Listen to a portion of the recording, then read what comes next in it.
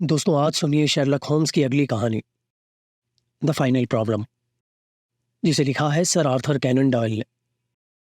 Sherlock Holmes की पिछली कहानियां सुनने के लिए आप डिस्क्रिप्शन बॉक्स में दिए गए लिंक पर क्लिक कर सुन सकते हैं। आइए शुरू करते हैं द फाइनल प्रॉब्लम, अंतिम प्रश्न।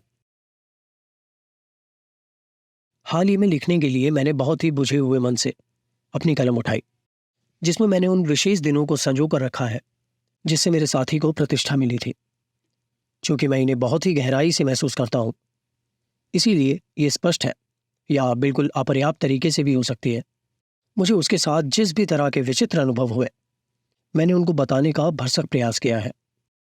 और स्टडी इन स्कारलेट के मामले में हम कैसे पहले पहल साथ मिले और फिर नेवल ट्रीटी तक उसमें दखल तक साथ रहे। ये एक ऐसा दखल था जिसका असर एक गंभीर अंतर्राष्ट्रीय जटिलता को बचाने के लिए था।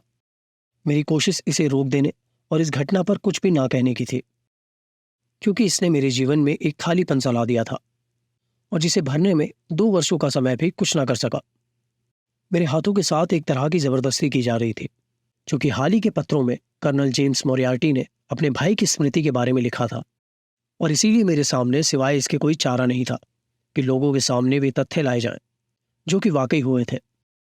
केवल मैं ही इस मामले की पूरी सच्चाई जानता था और मुझे यकीन भी था कि अब वो समय आ चुका है जबकि इसे छुपाने से कोई फायदा नहीं होगा। जहां तक पता है, अखबारों में सिर्फ 3 बार ही छपा है। 6 मई 1891 जनरल डी जेनेवा, 7 मई को राइटर्स डिस्पैच, और अब वे हाल ही के पत्र थे जिसके बारे में मैं बता चुका हूं। पहली और दूसरी खबर में तो ये बिल्कुल ही संक्षिप्त रूप में थे, और अंतिम वाली में, जो कि मैं अब आपको दिखाऊंगा, तथ्यों को पूरी तरह से बिगाड़ दिया गया था। प्रोफेसर मोरियार्टी और मिस्टर शेरलॉक होम्स के बीच पहली बार जो भी सचमुच घटित हुआ, उन्हें बताने के लिए ये सब मेरे पास मौजूद है। मुझे याद है कि मेरी शादी के बाद और मेरी निजी चिकित्सा सेवा की शुरुआत के समय ही मेरी और होम्स के बीच के अति घनिष्ठ संबंधों में कुछ हद तक एक बदलाव सा आ गया था। कभी कभी जब उसे अपनी छानबीन में मेरे साथ की जरूरत होती थी, तब भी वो मेरे पास आया करता था, पर ऐसे अवसर धीरे धीरे कम होते चले गए और सन 1890 तक केवल 3 ही मामले ऐसे थे जिनका मैं संग्रह कर सका। उस साल के जाड़े के दिनों में और सन 1891 की बसंत ऋतु की शुरुआत में ही मैंने अखबारों में पढ़ा था कि उसे फ्रांस की सरकार ने किसी महत्वपूर्ण मामले में अपने साथ लगा रखा है। और इसी बीच होम्स के 2 पत्र मुझे नार्बेन और नाइम से आए थे। इन पत्रों से मुझे पता चला कि वहां उसे कुछ अधिक दिनों तक ठहरना पड़ सकता है। 24 अप्रैल को जब मैंने उसे अपने परामर्श कक्ष में आते हुए देखा, तो मुझे थोड़ा आश्चर्य हुआ। मैंने देखा कि वो पहले की तुलना में थोड़ा पीला और दुबला हो गया था। मेरे शब्दों के बजाय मेरे देखने के तरीके का जवाब देते हुए उसने कहा, हाँ, मैं बहुत ही अधिक व्यस्त रहा और हाल ही तक बहुत ही अधिक तनाव में भी रहा। क्या तुम अपने इन दरवाजों को बंद कर दोगे? अब कमरे में रोशनी टेबल पर रखे केवल उसी लैंप से आ रही थी जिसे मैं पढ़ा करता था। होम्स दीवार के किनारे से होते हुए दरवाजे के पास पहुंच गया और फिर उन्हें सावधानी से बंद कर दिया। मैंने पूछा, क्या तुम किससे डर रहे हो? हाँ, मैं डर रहा हूं। किससे? एयरगन से। इससे तुम्हारा क्या मतलब है होम्स? मेरे ख्याल से वॉटसन, तुम मुझे अच्छी तरह जानते हो कि मैं घबराने वाला आदमी नहीं हूं, पर जब खतरा बिल्कुल नजदीक हो तब उसे ना समझना साहस के बजाय बेवकूफ़ी है। क्या तुम्हें एक माचिस के लिए मैं तकलीफ दे सकता हूँ? उसने सिगरेट का कश ऐसे खींचा जैसे कि उसे बहुत ही आराम मिला हो। वो बोला, तुम्हें इतनी देर से बुलाने के लिए मैं माफ़ी चाहता हूँ और मैं तुमसे एक बार फिर माफ़ी मांगता हूँ कि तुम मुझे अपने पीछे वाले बागीचे की दीवार फांद कर जाने की अनुमति दोगे। मैंने पूछा, पर इनका मतलब क्या है? उसने अपना हाथ बाहर निकाला और लैंप की रोशनी में मैंने देखा कि उसकी उंगलियों की 2 गांठें छिली हुई हैं और उनसे खून बह रहा है। होम्स ने मुस्कुराते हुए कहा, इसमें कोई खास बात नहीं है, अभी भी ये काफ़ी मजबूत है। क्या मिसेस वॉटसन अंदर है? वे किसी से मिलने बाहर गई है। तो तुम अकेले हो? बिल्कुल। तो अब तुम्हारे लिए मेरा ये प्रस्ताव है कि तुम 1 सप्ताह के लिए मेरे साथ महाद्वीप चलो। कहाँ? कहीं भी। मेरे लिए सभी जगह एक जैसी है।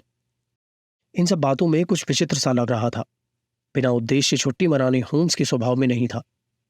उसका पीला और थका मुंधा हुआ चेहरा मुझे बता रहा था कि वे बहुत ही अधिक तनाव में थे। उसे मेरी आंखों में प्रश्न देखे और फिर अपनी उंगलियों के पोरों को आपस में जोड़कर एवं कोहनी अपने घुटनों पर टिकाते हुए सारी स्थिति बताई। वो बोला, तुमने शायद प्रोफेसर मोरियार्टी के बारे में नहीं सुना होगा। कभी नहीं सुना, वो चीखता हुआ सा बोला। यही तो उसकी चालाकी और आश्चर्यजनक बात है। इस आदमी ने लंदन को बर्बाद कर रखा है और किसी ने भी उसका नाम नहीं सुना है। यही तो वो चीज है जिसने उसे अपराध के रिकॉर्ड में शिखर पर पहुंचा दिया है। वॉटसन, मैं तुम्हें बहुत ही गंभीरतापूर्वक बता रहा हूं कि यदि मैं इस आदमी को हरा दूं या समाज को इससे आज़ाद करा दूं तो मुझे लगेगा कि मेरा पेशा शीर्ष पर पहुंच गया है और मुझे जीवन की शांति की ओर मुड़ने के लिए तैयार हो जाना चाहिए। हमारे बीच हाल के ही मामलों में, जिसमें स्कैंडिनेविया के शाही परिवार और फ्रेंच रिपब्लिक में जो मेरी सहायता होती रही है, इसने मुझे ऐसी स्थिति में ला दिया है कि मैं बहुत ही आराम से अपनी जिंदगी जारी रख सकता था, जो कि मेरे लिए बहुत ही अनुकूल भी है और जिसमें मैं अपने रासायनिक अनुसंधानों पर अपना ध्यान केंद्रित भी कर सकता था। पर वॉटसन, मुझे चैन नहीं था, क्योंकि जब भी मैं सोचता था कि प्रोफेसर मोरियार्टी जैसा आदमी लंदन की सड़कों पर बिना चुनौती के घूम रहा है, तब मैं अपनी कुर्सी पर चैन से नहीं बैठ पाता था। लेकिन होम्स, उसने ऐसा किया क्या है? उसका करियर असाधारण था, उसकी पैदाइश अच्छी जगह और शिक्षा दीक्षा भली प्रकार से हुई थी। प्रकृति ने उसे विलक्षण गणितीय प्रतिभा से नवाजा। 21 साल की उम्र में ही उसने बायनोमियल सिद्धांत पर एक शोध प्रबंध लिखा, जिससे यूरोप में उसे काफी लोकप्रियता मिली थी। इसी के बल पर उसने हमारे विश्वविद्यालय में गणित के क्षेत्र में अपनी जगह बना ली थी और उसके सामने एक शानदार करियर भी था। किंतु इस व्यक्ति में आनुवंशिक रूप से कुछ दुर्गुणों वाली प्रवृत्तियां थी। उसके खून में अपराध की प्रवृत्तियां भी दौड़ती थीं, जो कि कम होने की बजाय बढ़ती ही चली गई और उसकी विलक्षण मानसिक शक्तियों के द्वारा कई गुना खतरनाक हो गई। विश्वविद्यालय परिसर में उसके खिलाफ कई तरह की अफवाहें फैल गई थी, जिसकी वजह से उसे वहां से त्यागपत्र देने के लिए मजबूर कर दिया गया था। वहीं से वो लंदन आ गया और यहाँ उसने सेना की सवारी के डिब्बे बनाने का काम शुरू किया। दुनिया उसके बारे में केवल इतना ही जानती है, परंतु मैं जो तुम्हें बता रहा हूं वो मैंने खुद ही पता किया है। वॉटसन, जैसा कि तुम्हें पता ही है, लंदन की सबसे बड़ी अपराधियों की दुनिया के बारे में अन्य कोई और उतनी अच्छी तरीके से नहीं जानता जितना मैं जानता हूं। कई सालों से मैं अपराधियों के पीछे की शक्ति के बारे में जानने का उत्सुक रहा हूं। इसमें कोई ऐसी संगठित शक्ति है जो हमेशा कानून के रास्ते में खड़ी हो जाती है और गलत काम करने वालों की ढाल बनती है। कई तरह के मामले, जैसे धोखाधड़ी, लूट और हत्या आदि में मैंने बार बार इस ताकत की मौजूदगी को महसूस किया है और उन बहुत से बिना सुलझे अपराधों में, जिनमें मेरा परामर्श भी नहीं लिया गया था, मैंने इनके काम को भी जाना है। कई वर्षों से मेरी कोशिश उस पर्दे को उठाने की रही है जिसने इसे ढक कर रखा था और अंत में वो समय आ ही गया जब मैंने वो सूत्र पकड़ उसका पीछा किया, जब तक कि वो मुझे उन हजारों मक्कार घुमावदार रास्तों से होता हुआ उस नामी भूतपूर्व गणित के प्रोफेसर मोरियार्टी की ओर ना ले आया। वॉटसन, वो अपराध का नेपोलियन है। वो इस बड़े शहर के आधे गलत कामों और करीब सभी बिना सुलझे अपराधों का संगठन करता है। वो बहुत ही बुद्धिमान, दार्शनिक और अद्भुत सोचने वाला व्यक्ति है। उसके पास अव्वल दर्जे का दिमाग है। वो एक मकड़े की तरह जाल के बीच स्थिर होकर बैठता है। उस जाले में हजारों तार होते हैं, पर उनके हर कंपन को अच्छी तरह से पहचानता है। वो ऐसे काम स्वयं बहुत ही कम करता है। वो केवल योजनाएं बनाता है। उसके अनेक एजेंट हैं और जो बहुत ही अच्छे ढंग से संगठित है। यदि कोई अपराध किया जाना है या कागज गायब करना है, गोली चलानी है या फिर आदमी को ही गायब करना है, तब प्रोफेसर को सिर्फ कहा जाएगा और सारा मामला तय होगा और फिर इसे पूरा किया जाएगा। वो एजेंट पकड़ा भी जा सकता है। इस हालात में उसके बचाव या उसकी जमानत के लिए धन का इंतजाम हो जाता है, पर उस एजेंट का इस्तेमाल करने वाली केंद्रीय ताकत कभी नहीं पकड़ी जाती। उस पर संदेह भी नहीं होता। वॉटसन, यही वो संगठन है जिसका मैंने पता लगाया है और जिसको तोड़ने और पर्दाफाश करने के लिए मैंने अपनी पूरी ताकत लगा दी है। प्रोफेसर ने इतनी चालाकी से अपनी सुरक्षा के उपाय कर रखे थे कि मैं जो भी करूं, ऐसे सबूतों का मिलना असंभव लगता था जिससे उसे कानून के कटघरे में लाया जा सके। वॉटसन, तुम्हें मेरी ताकत का पता है। फिर भी 3 महीने के बाद मैं ये मानने को मजबूर हो गया कि मुझे एक ऐसा प्रतिद्वंदी मिल गया है जो कि बुद्धिमानी में मेरे ही बराबर है। उसकी काबिलियत की प्रशंसा में उसके अपराधों के प्रति मेरा डर गायब हो गया था। अंत में उसने एक यात्रा की, केवल एक छोटी सी यात्रा, मगर जितनी वो कर सकता था उससे ये अधिक ही थी, क्योंकि मैं उसके बहुत ही पास पहुंच चुका था। मेरे पास मौका था और उसी जगह से मैंने उसके चारों तरफ अपना जाल बुनना शुरू कर दिया और ये तब तक जारी रखा जब तक कि वो इसके काफी नजदीक ना आ जाए। 3 दिनों में ही, यानी कि अगले सोमवार को ये मामला बिल्कुल पक गया और प्रोफेसर अपने गिरोह के सभी प्रमुख साथियों के साथ पुलिस की गिरफ्त में होगा। तब इस शताब्दी का सबसे बड़ा फौजदारी का मुकदमा सामने आएगा, जिसमें 40 से अधिक रहस्यों का पर्दाफाश होगा। किंतु तुम जानते ही हो, यदि हम समय से पहले कुछ करेंगे तो उन सभी की रस्सी अंतिम समय में भी हाथ से छूट सकती है। यदि मैं इस काम को प्रोफेसर मोरियार्टी की जानकारी के बिना ही कर सकता तो ये बहुत ही अच्छा होता, पर वो बहुत ही मक्कार आदमी है। मैंने उसके चारों तरफ जो भी मेहनत की है, उसने हर एक कदम पर निगाह रखी थी। अक्सर ही जब मैं उसे रोकने वाला होता था, तभी वो बार बार बच निकल जाता था। मेरे दोस्त, मैं तुमसे कहता हूं, यदि शांत प्रतियोगिता को विस्तार से देखा जा सकता, तब प्रहार और बचाव के रूप की सुरागसानी के इतिहास में इसका एक अति महत्वपूर्ण स्थान होता। मैं ऐसे स्तर पर पहले कभी नहीं पहुंचा, और कभी भी मैं अपने विरोधी के द्वारा इतना परेशान नहीं किया गया। उसने मुझे चोट पहुंचाई, और फिर भी मैंने उसे कम आंका। आज सुबह उसने अंतिम कदम उठाया, और जबकि इस काम को पूरा होने में केवल 3 दिन ही बाकी थे। मैं अपने कमरे में बैठा हुआ इस मामले पर सोच ही रहा था कि दरवाजा खुला और प्रोफेसर मोरियार्टी मेरे सामने खड़ा था। वॉटसन, मुझे किसी भी तरह की घबराहट नहीं थी, पर मैं ये मानता हूं कि जब मैंने उस आदमी को देखा जो कि हमेशा से मेरे दिमाग में रहा, वो आज मेरी चौखट पर खड़ा है। उसकी मौजूदगी मेरे लिए काफी परिचित से थी। वह बहुत ही अधिक लंबा और दुबला था।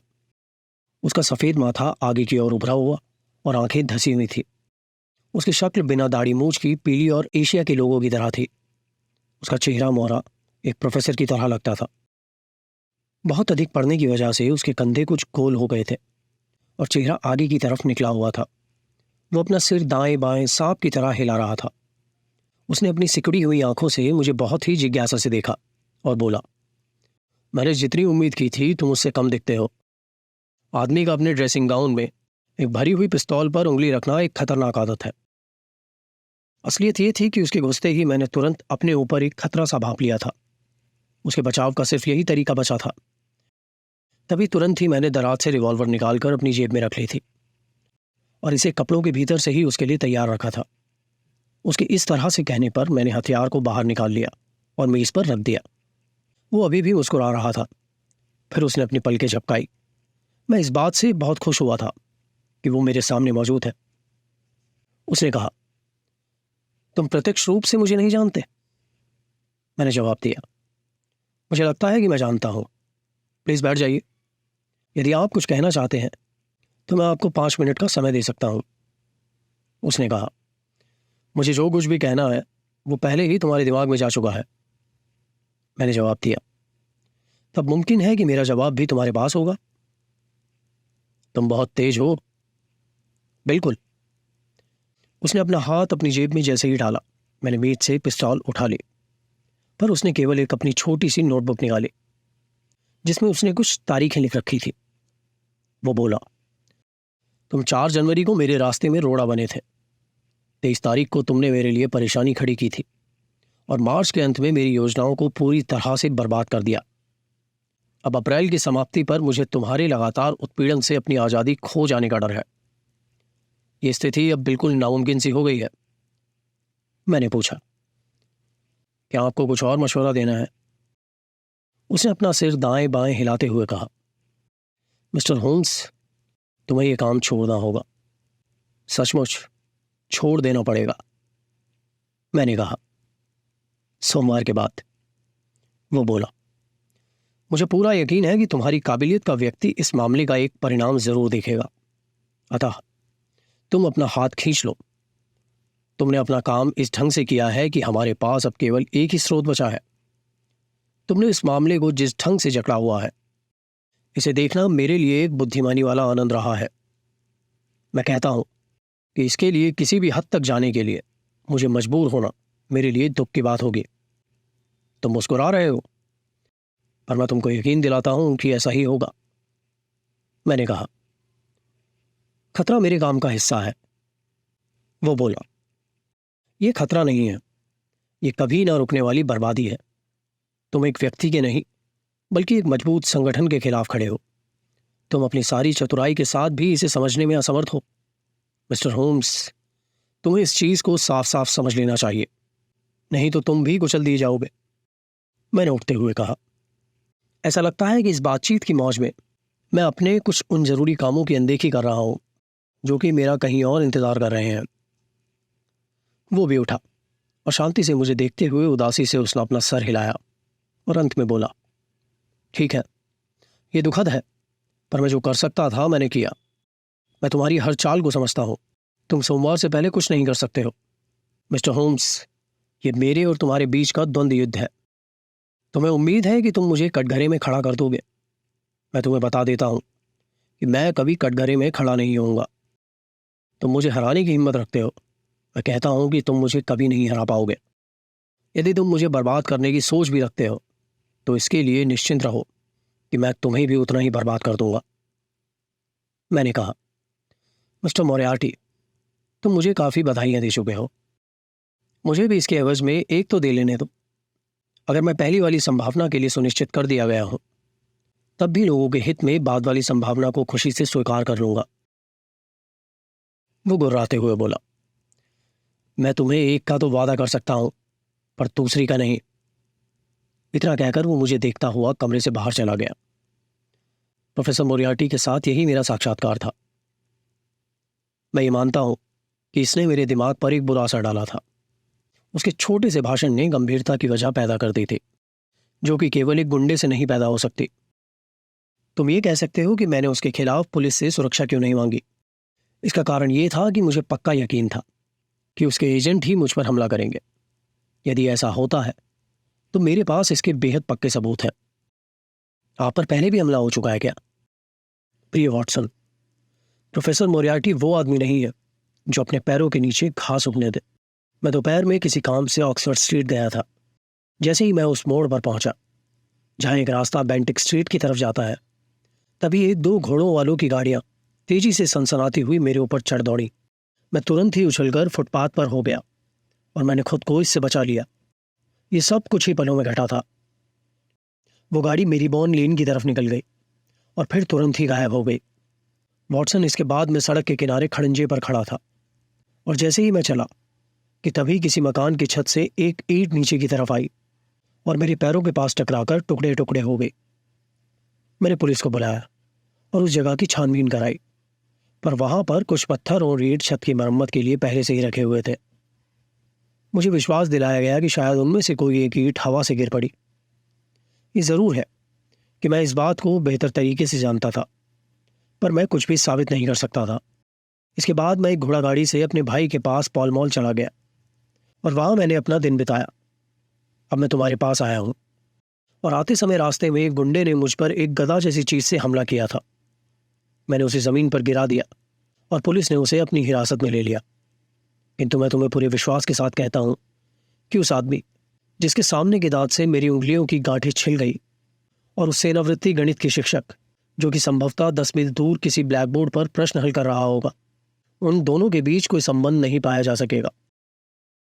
वॉटसन, तुम्हें आश्चर्य नहीं हुआ कि तुम्हारे कमरे में घुसते ही मेरा पहला काम तुम्हारे दरवाजे को बंद करना ही था और सामने के दरवाजे के बजाय कम संदेह वाली जगह से बाहर निकलने के बारे में तुमसे पूछे जाने के लिए मैं विवश कर दिया गया था।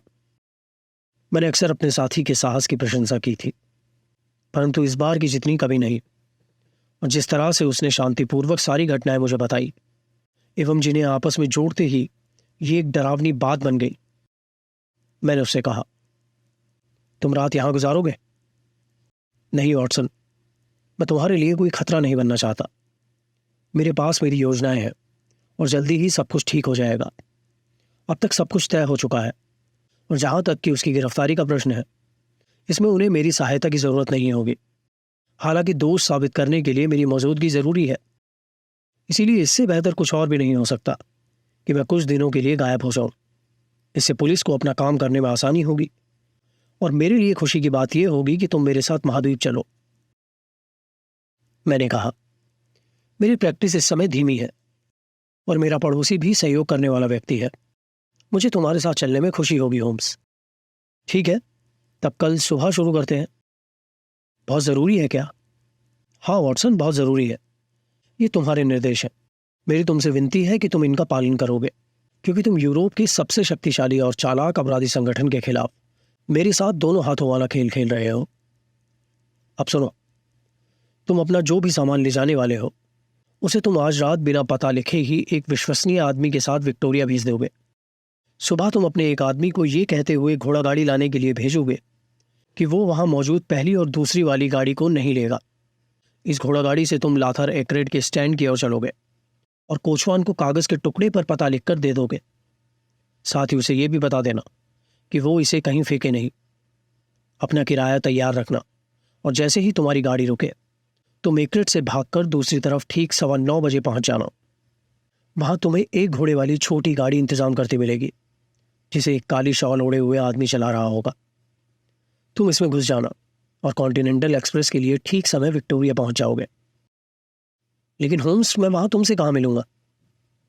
ठीक स्टेशन पर। सामने वाला प्रथम श्रेणी का दूसरा डिब्बा हमारे लिए आरक्षित होगा। वो बोगी ही हमारी मुलाकात की जगह होगी, है ना होम्स? हाँ। अब होम्स से शाम को रुकने के लिए पूछना बेकार था। मेरे लिए उसका यह सोचना स्पष्ट हो गया था कि वो जिस छत के नीचे था उसके लिए वो परेशानी बन सकता था और इसी उद्देश्य ने उसे चले जाने के लिए बाध्य किया था। कल की अपनी योजना के अनुसार वो जल्दी जल्दी कुछ शब्द बुदबुदाते हुए मेरे साथ बगीचे में आया और फिर उस दीवार पर चढ़कर दूसरी तरफ रास्ते पर कूद गया जो कि सीधा मॉर्टिमर स्ट्रीट की तरफ जाता था। उसने घोड़ा गाड़ी के लिए एक सीटी की आवाज़ निकाली और फिर उसी से मैंने उसे जाते हुए सुना। सुबह मैंने होम्स के निर्देशों का पालन किया। एक घोड़ा गाड़ी इतनी सावधानी से ये बचाते हुए ली गई कि यह हमारे लिए ही तैयार की गई थी। नाश्ते के बाद मैं तुरंत ही लोअर एक्रेड की तरफ चल दिया जहां से मैं अपनी पूरी तेजी से भागा। अब मेरे सामने एक छोटी सी घोड़े वाली गाड़ी थी जिसके कोचवान ने काली शॉल लपेट रखी थी। जैसे ही इसमें बैठा इसने अपना चाबुक घोड़े पर लहराया और तेजी से विक्टोरिया स्ट्रीट की तरफ भागा। मेरे उतरते ही उसने अपनी गाड़ी वापस मोड़ ली और बिना मेरी तरफ देखे तुरंत ही तेजी से वहां से चल दिया। ये सब कुछ बहुत ही अच्छे ढंग से हुआ। मेरा सामान मेरा इंतजार कर रहा था और होम्स की बताई गई जगह को खोजने में मुझे कोई परेशानी नहीं हुई। ऐसा इसलिए भी हुआ क्योंकि ट्रेन में केवल यही जगह थी जिस पर आरक्षित लिखा था। अब मेरी केवल एक ही बेचैनी थी कि होम्स वहां नहीं थे। स्टेशन की घड़ी बता रही थी कि हमारी यात्रा की शुरुआत में सिर्फ 7 ही मिनट बचे थे। यात्रियों के समूहों और उन्हें विदा करने वालों की भीड़ में मैंने होम्स को ढूंढा, पर सब कुछ व्यर्थ था क्योंकि मुझे उनमें अपने साथी का कोई निशान नहीं मिला।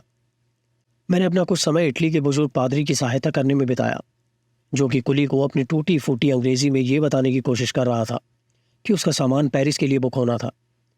फिर एक बार और चारों तरफ देखते हुए मैं वापस अपनी बोगी की तरफ लौट आया जहां मुझे वही कुली मिला और उसने टिकट के बदले वही जीन शीन पादरी साथी के रूप में दे दिया। उसे ये बताना मेरे लिए बेकार था कि उसकी मौजूदगी मेरे लिए अनधिकार घुसपैठ है क्योंकि मेरा इटली भाषा का ज्ञान उसकी अंग्रेजी से भी कम था।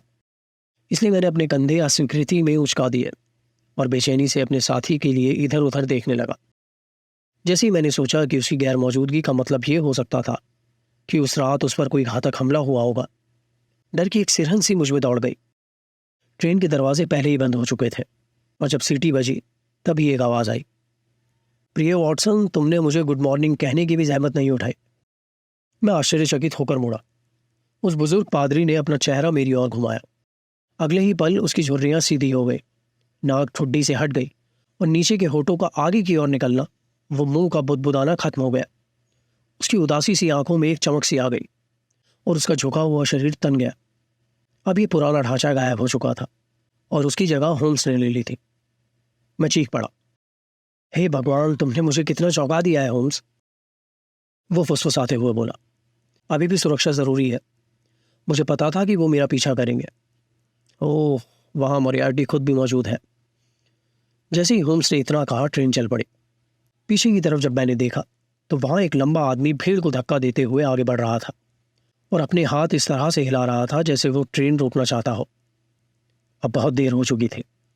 ट्रेन ने अपनी गति पकड़ ली और थोड़ी ही देर में स्टेशन को पीछे छोड़ दिया। होम्स ने हंसते हुए कहा, अपने सारे सुरक्षा के उपायों के चलते हम बाल बाल बचकर निकल आए हैं। वो उठ खड़ा हुआ और खुद को छुपाने वाले अपने उस काले चौगे तथा हैट को उतारकर हैंडबैग में रख दिया। वॉटसन, क्या तुमने आज का सुबह का अखबार पढ़ा? नहीं।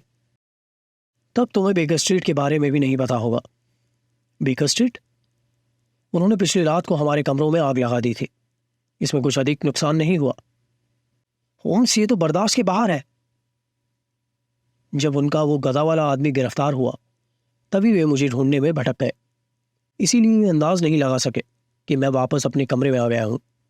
उन्होंने तुम पर भी अपनी निगाह रखी थी और इसीलिए मोरियार्टी विक्टोरिया तक पहुंच गया था।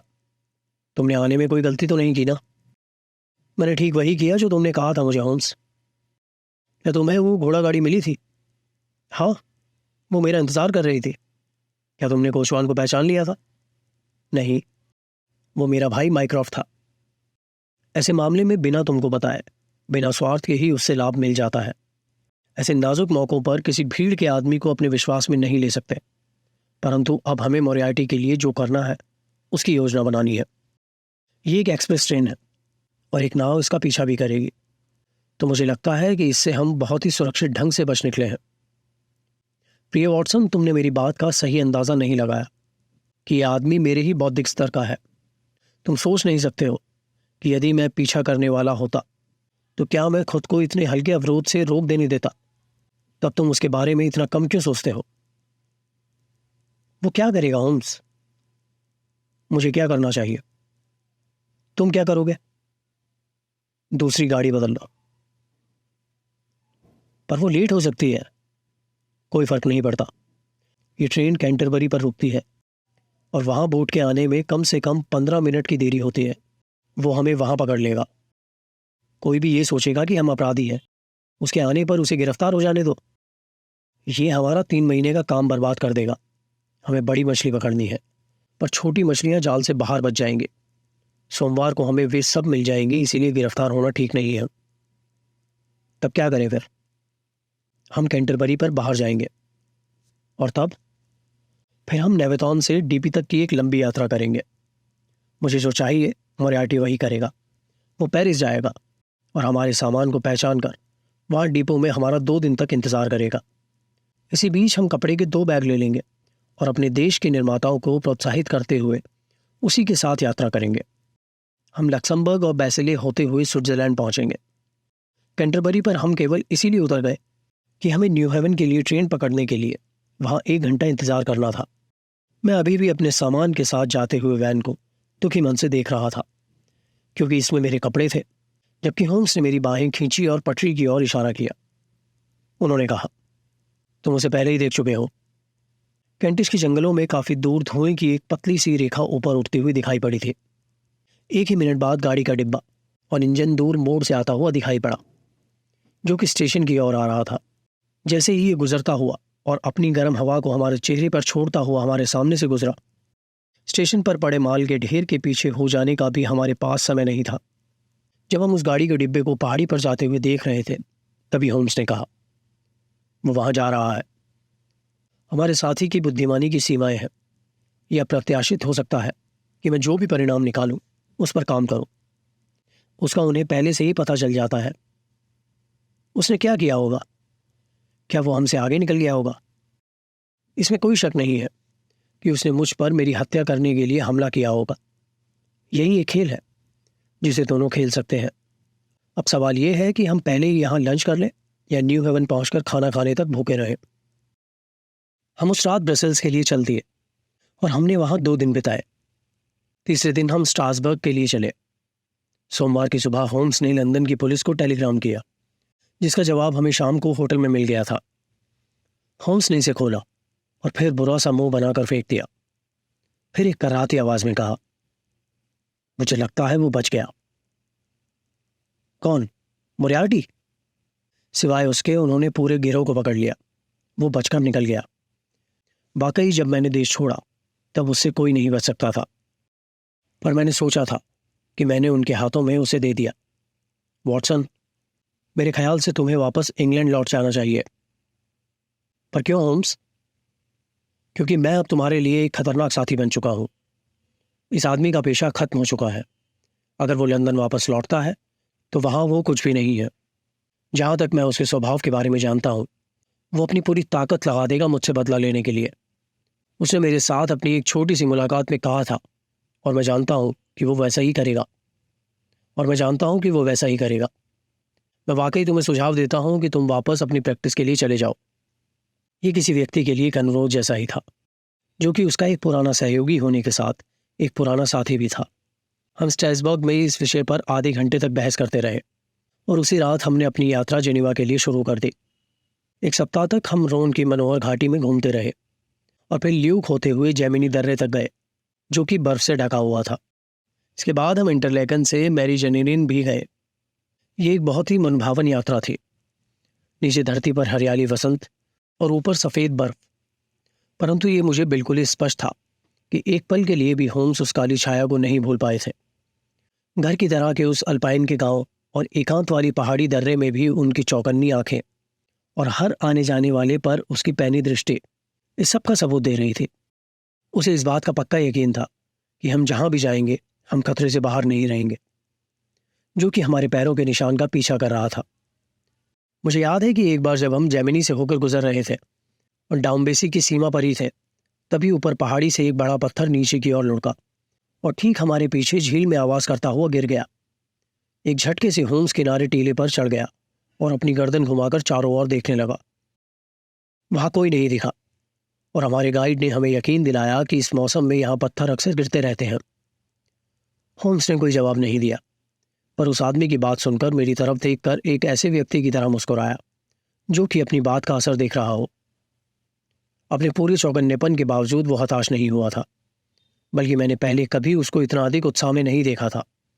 वो बार बार इस बात पर आ जाता था कि यदि उसे इसका यकीन हो जाता है कि वो समाज को मोरियार्टी से आज़ाद करा सकता है, तब वो अपने पेशे को प्रसन्नतापूर्वक एक परिणाम तक पहुंचा हुआ महसूस करता है। मैं सोचता हूँ वॉटसन, मैं अब ये कह सकता हूँ कि मैंने अपना जीवन बर्बाद नहीं किया है। अगर मेरे संग्रह आज की रात बंद कर दिए जाते हैं, तब भी मैं उनका धैर्यपूर्वक अवलोकन कर सकता हूँ। लंदन की हवा मेरे लिए बहुत ही मधुर है। हजारों मामले जिनमें मैंने काम किया है। मुझे याद नहीं है कि मैंने अपनी ताकत का इस्तेमाल कभी किसी गलत पक्ष के लिए किया हो। हाल ही में, बजाय उनकी अधिक बनावटी मामलों जिनके लिए हमारे समाज की बनावटी स्थिति जिम्मेदार है, मेरे रुझान प्रकृति के द्वारा पैदा की गई समस्या की ओर रहा। वॉटसन, यूरोप के सबसे अधिक खतरनाक और सक्षम अपराधी को पकड़ने या उसके सफाई के लिए जब मैं अपने पेशे को सजाऊंगा, तब वो दिन तुम्हारे संस्मरणों की समाप्ति का होगा। जो कुछ भी मेरे पास बताने के लिए बचेगा उसे मैं संक्षिप्त रूप से ठीक ठीक बता पाऊंगा। ये एक विषय नहीं है जिसमें मैं बना रहना चाहता हूँ। ये 3 मई थी और हम एक छोटे से गांव पहुंचे जहां हम इंग्लिशर हॉफ के पास रुके और फिर उसके बड़े भाई पीटर स्टैलियर के पास ठहराए गए। हमारा मकान मालिक एक बहुत ही बुद्धिमान आदमी था। वो बहुत ही अच्छी अंग्रेजी बोलता था। उसने लंदन के ग्रासवेनर होटल में 3 साल तक बैरे की नौकरी की थी। उसी की राय पर हम 4 तारीख को दोपहर में साथ इस इरादे के साथ पहाड़ी को पार करने चल दिए कि हम राजेन लुई की एक झोपड़ी में रात गुजारेंगे। हमें समझाया गया था कि रेजिनबाग के झरने को, उन छोटे और चक्करदार रास्तों को देखे बिना उसे पार ना करें, जो कि पहाड़ी के करीब आधे रास्ते पर है। ये वाकई एक बहुत ही डरावनी जगह है।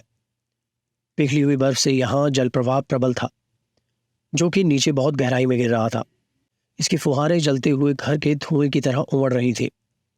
ये नदी बहुत ही भयानक रूप से उस खाई में गिर रही थी। इसके किनारे काली चमकीली चट्टानें थीं। दूधिया रंग की ये नदी आगे से सक्रिय होती हुई नीचे गहराई में गिर रही थी। तेजी से बहती हुई ये धारा ऊपर तक लबालब भरी हुई थी। दूर तक फैला हुआ वो हरे रंग का पानी नीचे गरज रहा था और फुहारों को वो मोटा पर्दा ऊपर की तरह फुफकार रहा था। इसकी लगातार और शांति प्रदान कर देने वाली हवा आदमी को एक खुमारी में ले जाती थी। हम किनारे खड़े होकर नीचे पानी को देख रहे थे, जो कि काली चट्टानों के बीच से होकर गुजर रहा था, और खाई के ऊपर आती फुहारों के साथ आवाज़ों को सुन रहे थे। झरने का पूरा दृश्य देखने के लिए रास्ते को गोल आकार देते हुए बंद कर दिया गया था, पर यह अचानक ही खत्म हो जाता था और यात्री जिधर से आता उसे उधर की ही ओर वापस जाना पड़ता था।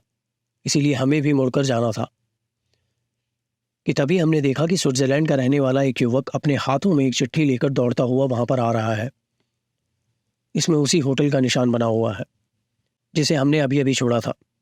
मकान मालिक ने इस चिट्ठी पर मेरा नाम लिखा था। इससे पता चला कि हमारे होटल छोड़ने के कुछ ही मिनटों के बाद वहां एक अंग्रेज महिला आई थी। उसकी हालत फेफड़े के संक्रमण से बहुत खराब थी। वो डिवास प्लॉट्स पर छुट्टियां मनाने गई थी और अब अपने दोस्तों के पास ल्यूसेन जा रही थी कि तभी उसकी तबीयत खराब हो गई। ऐसा मालूम पड़ता था कि वो कुछ ही घंटों की मेहमान है।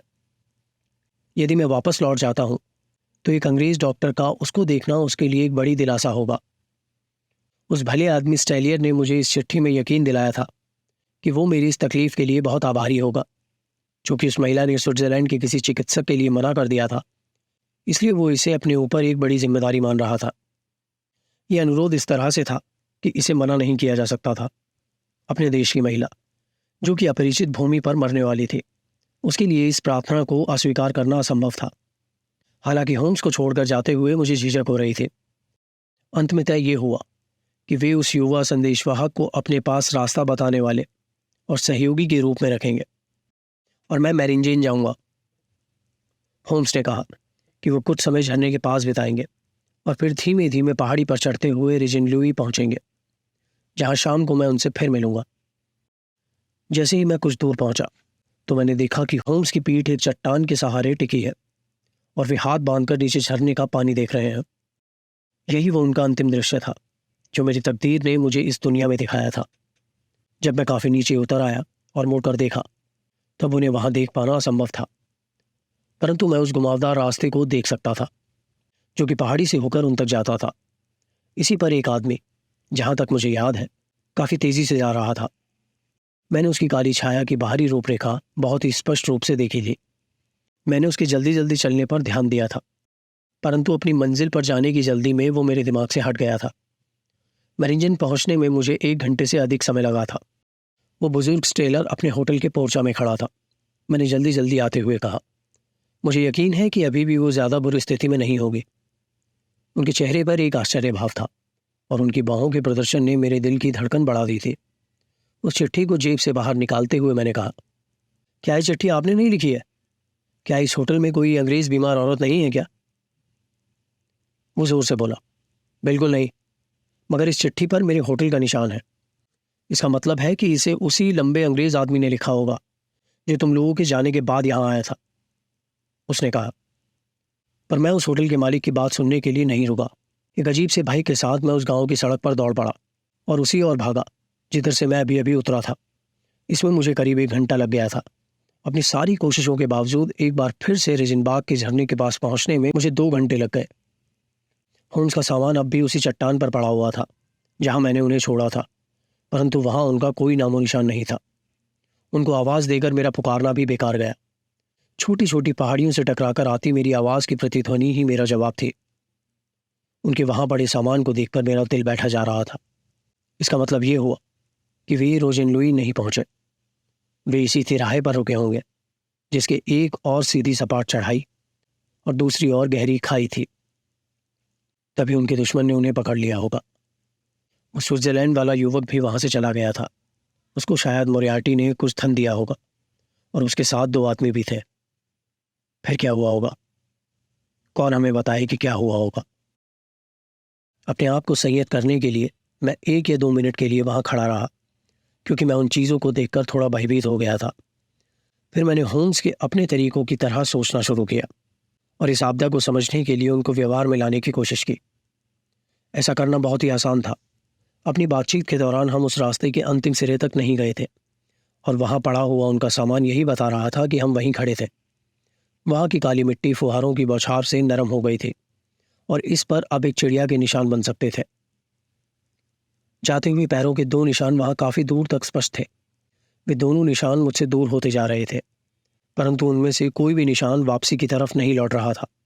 उस मिट्टी से कुछ 1 गज की दूरी पर ऐसा लगता था कि जमीन कुछ रौंद गई थी और खाई में लटकी हुई झाड़ियां टूटी तथा बिखरी हुई थी।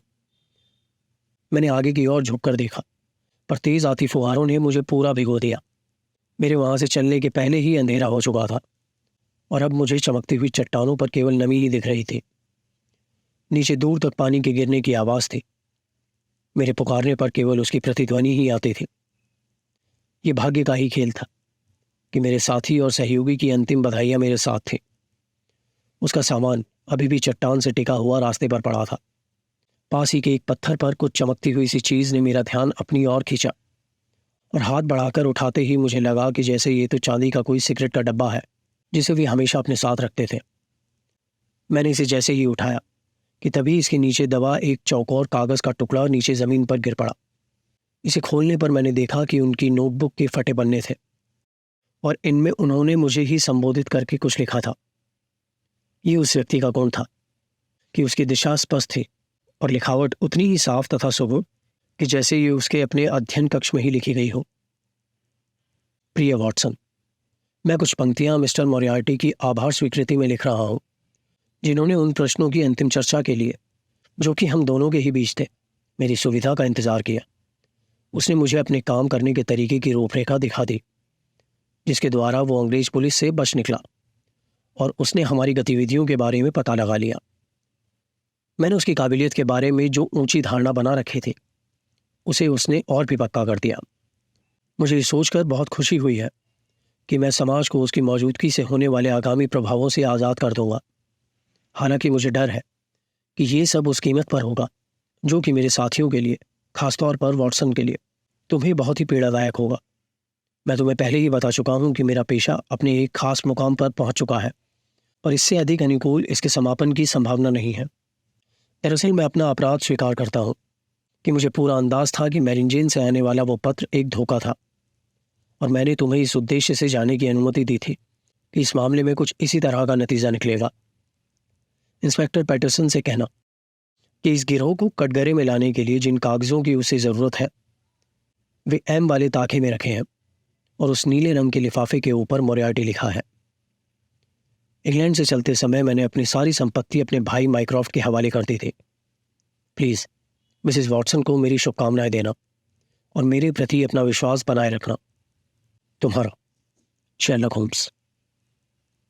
अब जो बच गया था उसके लिए संक्षेप में ये कुछ ही शब्द काफ़ी थे। विशेषज्ञों की छानबीन ने थोड़ी सी भी शुबा नहीं छोड़ी थी कि दोनों व्यक्तियों के बीच निजी द्वंद्व समाप्त हो चुका था। सिवाय इसके कोई दूसरा अंत नहीं था कि इस परिस्थिति में वे दोनों एक दूसरे को बाहों में जकड़े लुढ़कते चले गए होंगे। उनके शरीर को ढूंढने की कोशिश भी पूरी तरह से बेकार थी, क्योंकि वहां उस भंवर वाली पानी की कड़हा और उफनते झाग में वो खतरनाक अपराधी तथा अपनी पीढ़ी का वो कानून का विजेता जो हमेशा हमेशा के लिए डूब गया होगा, स्विट्जरलैंड का वो युवक फिर कभी नहीं दिखा। इसमें कोई शक नहीं था कि वो उन्हीं एजेंटों में से एक होगा जिसे मोरियार्टी ने रख छोड़ा था। जहाँ तक उस गिरोह का सवाल है, वो लोगों की स्मृति में था कि वे सबूत कितने पक्के थे जो होम्स ने उनके संगठनों के खुलासे के लिए इकट्ठे किए थे, और उस मृत व्यक्ति का हाथ उस पर कितना भारी पड़ा था। उनके खतरनाक मुखिया के बारे में कुछ बातें मुकदमे के दौरान बाहर आईं। अब अगर मैं उनके करियर के बारे में कुछ कहने के लिए मजबूर हूं, तो वो उन अविवेकी लोगों की वजह से है जिन्होंने उन पर अपने हमले के द्वारा उन यादों को मिटाने की कोशिश की है, जिन्हें मैं हमेशा एक बेहतर और बुद्धिमान व्यक्ति का दर्जा देता रहूंगा। यदि आपको लगता है कि होम्स मर गया, तो अभी भी अंतिम प्रश्न वही है कि आखिर होम्स गया कहाँ। जानने के लिए आपको इस कहानी का अगला अंक सुनना होगा। वो आपको डिस्क्रिप्शन बॉक्स में मिल जाएगा। दोस्तों, आप सुन रहे थे शेरलॉक होम्स की कहानी अंतिम प्रश्न, जिसे लिखा था सर आर्थर कैनन डॉयल ने। इस कहानी का अगला भाग सुनने के लिए आपको डिस्क्रिप्शन बॉक्स में एक लिंक मिल जाएगा। आप उस पर क्लिक करके उसे सुन सकते हैं। आपको ये कहानी कैसी लगी, आप हमें ज़रूर बताइएगा। और भी कहानियाँ सुनने के लिए आप इस चैनल को सब्सक्राइब कर सकते हैं। मिलेंगे एक और कहानी के साथ। धन्यवाद।